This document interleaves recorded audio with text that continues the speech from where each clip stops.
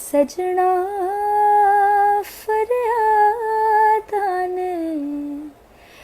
हसे को लैन तेरियां यादां ने आ मिल सजना फरियादां ने मेरे दिल दा सोना तक वेड़ा दर्दां ठिकाना लभया तू ना विछड़ के मिलियो चल सजना सारा ज़माना लभया तस्वीर बना के मैं तेरी